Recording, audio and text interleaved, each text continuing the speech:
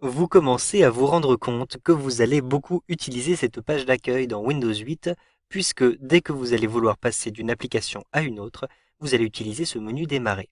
Il est donc important de le rendre agréable à l'utilisation et donc de personnaliser son apparence. Donc par exemple ici vous le voyez, vous avez différentes vignettes qui représentent les différentes applications que vous utilisez souvent. Organisez les vignettes dans l'ordre que vous souhaitez. Pour cela, simplement avec un glisser-déplacer par exemple, je positionne les contacts au-dessus de mon agenda et je vais déplacer ici Internet Explorer à côté des contacts comme ceci. Une réorganisation de mes vignettes se fait automatiquement.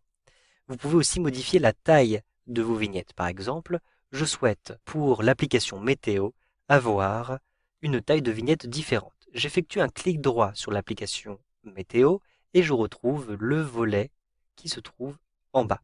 Je vais choisir redimensionner. Je peux choisir une grande taille, je clique sur grande et donc vous le voyez maintenant, cette vignette fait la taille de 4 carrés.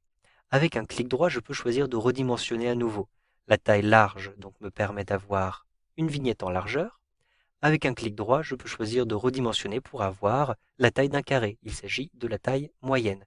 Et je peux avoir encore une taille plus petite avec un clic droit, redimensionner et petite. Sachez que vous pouvez redimensionner plusieurs vignettes rapidement en même temps. Il vous suffit de les sélectionner. Donc ici, je retourne à ma page d'accueil en cliquant une fois. Je retourne à la personnalisation avec un clic droit sur une vignette et je sélectionne plusieurs vignettes comme ceci, vous le voyez. Ensuite, je clique sur redimensionner et je vais choisir par exemple taille moyenne. Mes 4 vignettes sont désormais de taille moyenne, vous le voyez de cette manière-ci.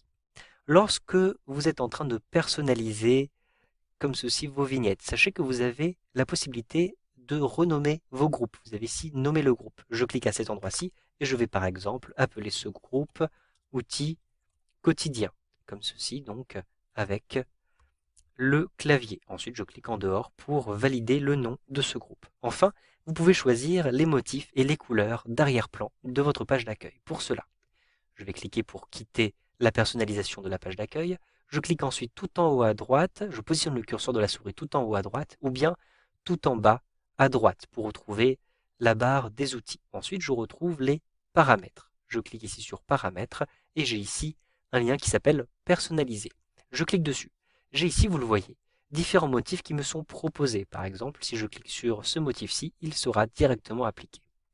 Une fois que vous avez choisi un motif, vous pouvez choisir la couleur dominante du motif. Par exemple, je vais choisir ici une couleur bleu-vert.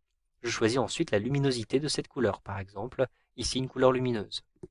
Je vais ensuite choisir la couleur d'accentuation. Donc vous voyez que j'ai une couleur d'accentuation violette pour l'instant. Mais je peux choisir, par exemple, une couleur jaune. Je clique sur le jaune et je choisis la couleur d'accentuation qui me plaît le plus. Par exemple, une couleur vive.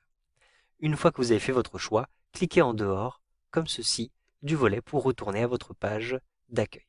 Si vous souhaitez utiliser le même fond pour votre page d'accueil que pour votre bureau, simplement positionnez le curseur de la souris à nouveau dans un coin actif pour retrouver les paramètres, puis choisissez personnaliser et cliquez sur cette dernière possibilité. Je clique ici et je retrouve, vous le voyez, ma page, mon bureau, donc l'image de mon bureau dans ma page d'accueil. Vous pouvez choisir de même les couleurs d'accentuation qui correspondront ensuite aux couleurs, vous le voyez, des éléments comme celui-ci par exemple. Je clique ici sur la petite flèche vers la gauche pour retourner aux paramètres et je clique en dehors du volet pour le fermer.